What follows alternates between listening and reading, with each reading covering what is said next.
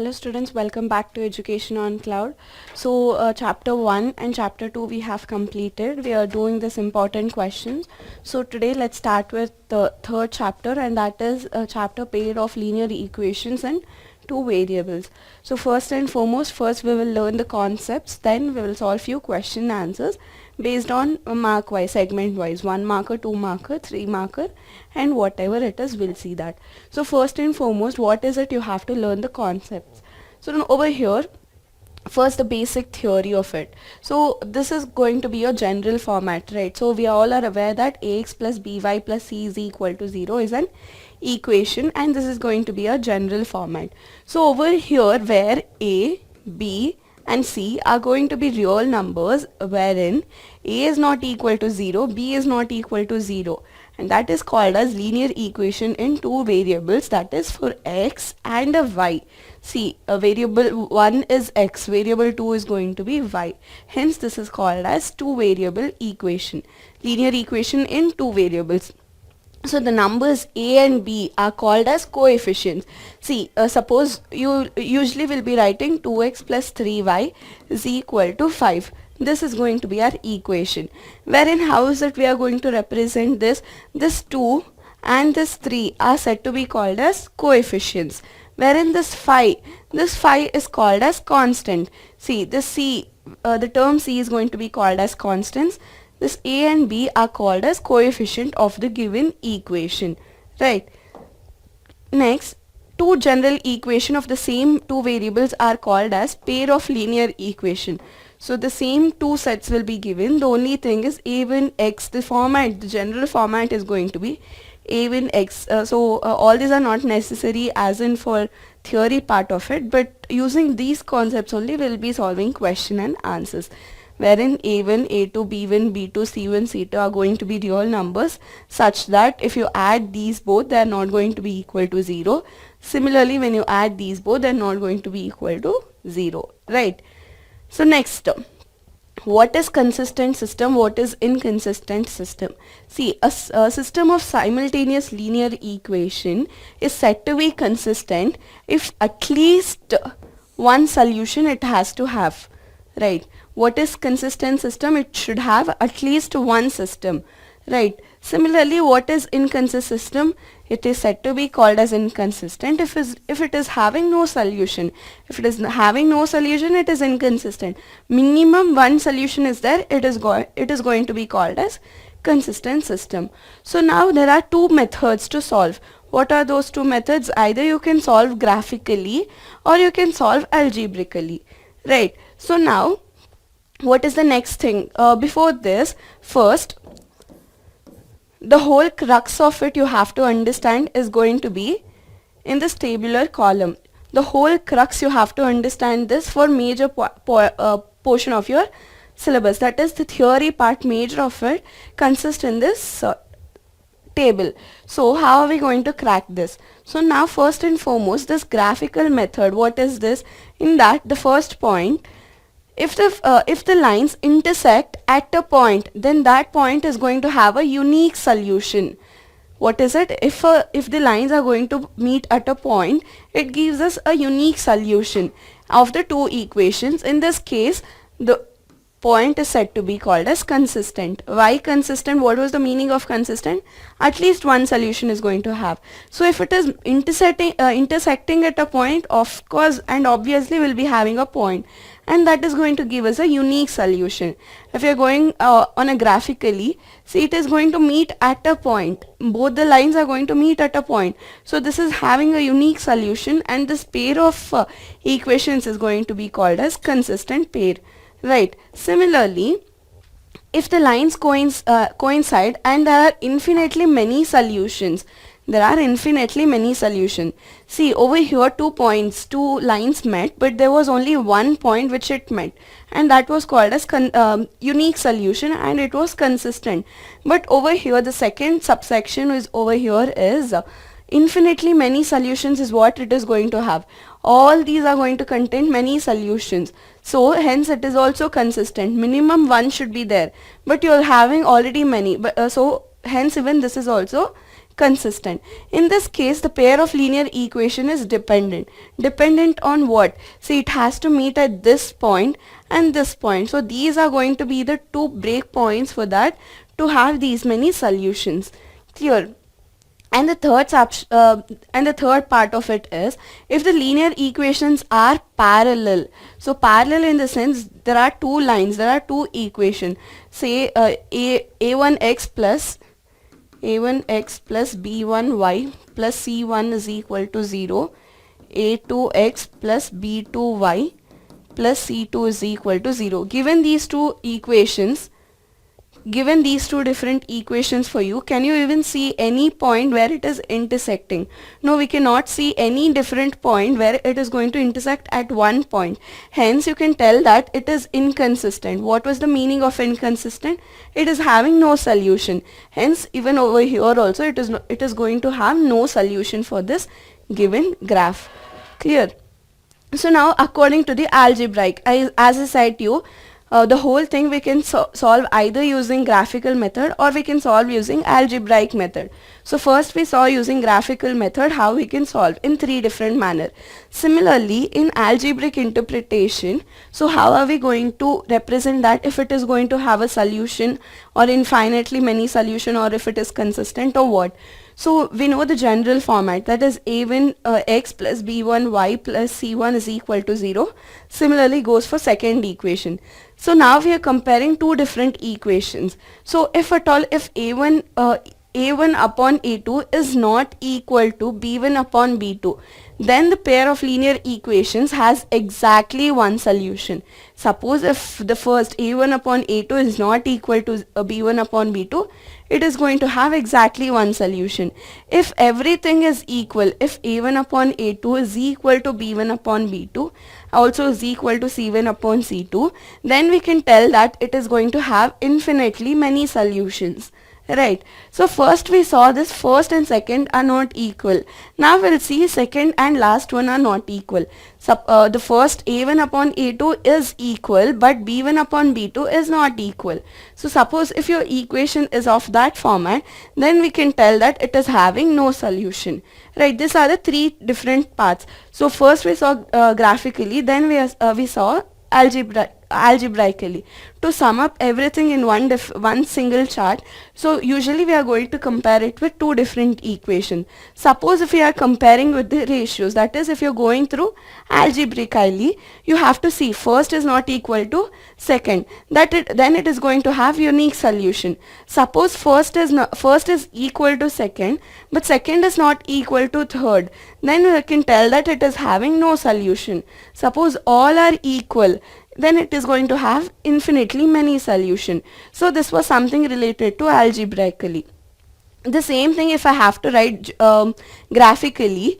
So we just saw that if at all if it is intersecting, now you just have to compare this and these three words. So now we saw this comparing ratios, we got this algebraic expression. To get this, what has to be the graphical point? Suppose if we have to get no solution, what is the line representation it is going to have? Only if you have parallel lines only we will be having no solution.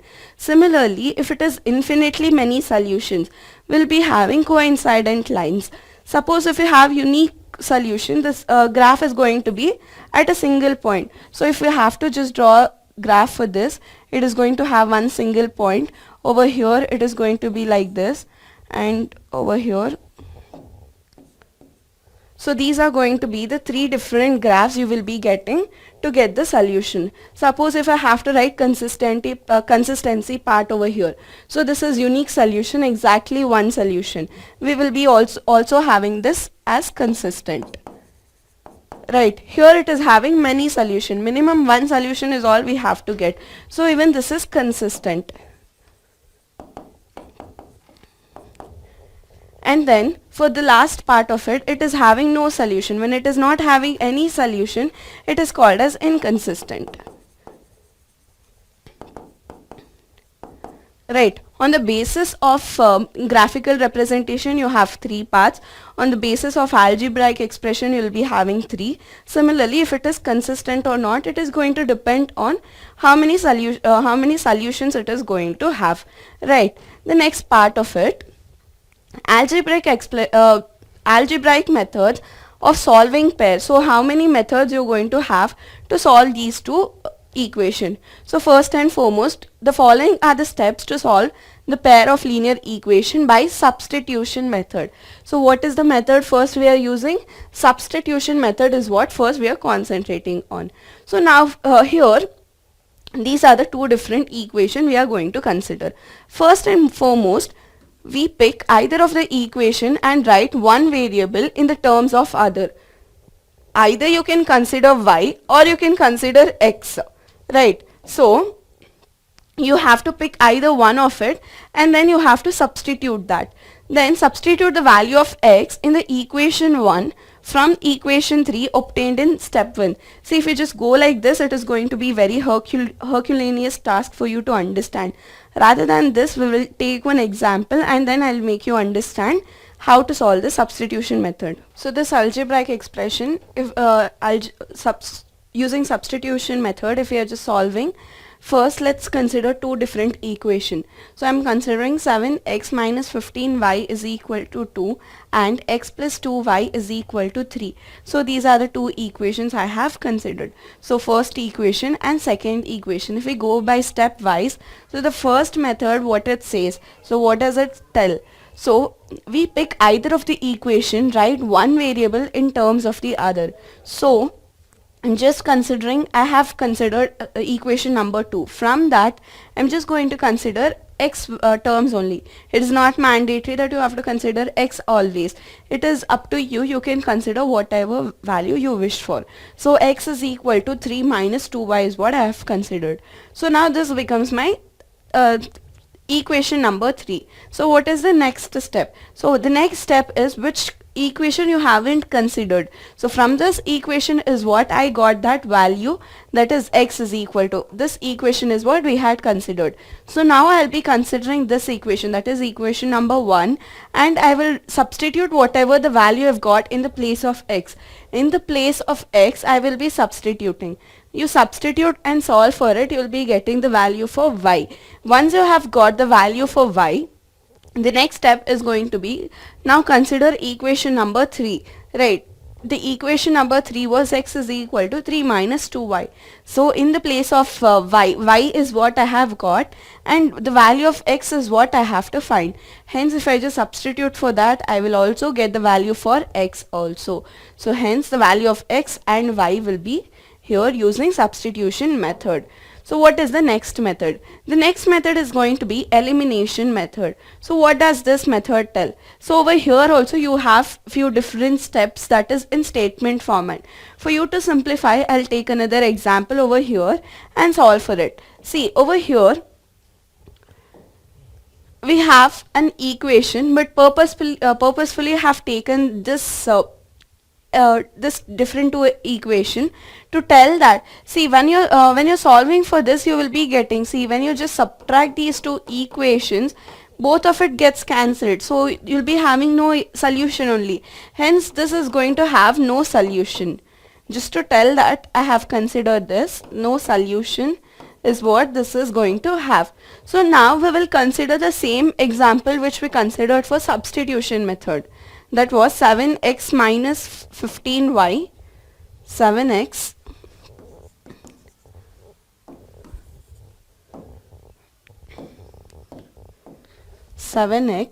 minus 15y is equal to 2, x plus 2y is equal to 3. So this was the equation which we had considered. So what does the elimination method tell? So first and foremost, it is that you have to compare two equations first. Then you have to, what is coefficient? Coefficient is this 7, 1, 15, minus 15 and plus 2. You have to consider this coefficient and make it equal. Either you consider y coefficients has to be equal or consider this x coefficient has to be equal. That is, both of it has to be equal. over here I have 7. In equation number 1 I have 7. In equation number 2 I have 1. I have to make it in such a manner the 7 and 1 becomes 7 and 7 only. So for that, what is it I have to do?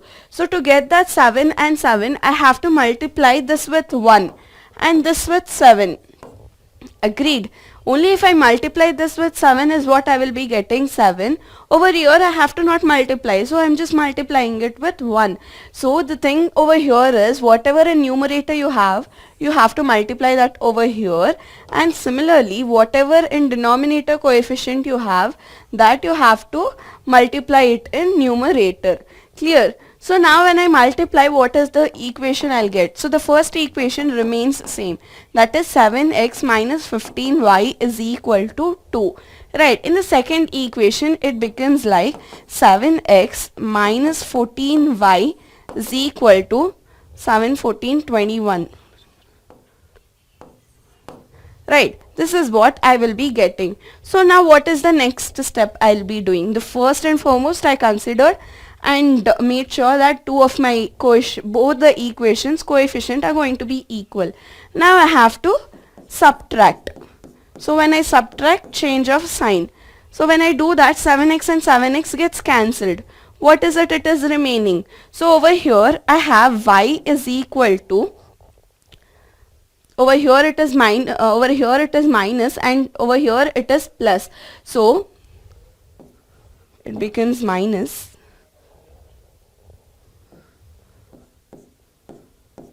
So minus 15y and minus 14. So minus 15 minus 14. How much does that become? 29 is what I will be getting. Right. 29y minus 29y is equal to minus 19 is what I'll be getting. Minus 21 minus 2 is going to be minus 19. Therefore the value of y is going to be equal to 19 divided by 29. Right. Once I have got the value for y, I can consider any of the equation. I can also consider the same x plus 2y is equal to 3 and just substitute the value of y over there and get the answer. So over here, using the substitution method also, see over here using substitution method also we got this y as 19 upon 29. But now over here using elimination method also we have got the same answer, that is y is equal to 19 upon 29. So what is it I am telling over here? Be it whatever method you use, substitution method, elimination method or cross multiplication method, be it any method you use, the answer remains the same. It is just that the methods, the procedures or whatever the steps you are following, it is going to be different, but the answer is going to remain one and the same. So this was elimination method, and here over it is just in the explanation that I have given you. First multiply both the equation by some suitable non-zero constant to make sure that the coefficient of one variable, either x or y, numerically equal. That is, I made sure that 7 is going to be equal in both the equation. You can either consider x or you can consider y. So in my example I made sure that both my x coefficients are equal. Then in the next step, whatever we did in the procedure format, it is there in the statement format.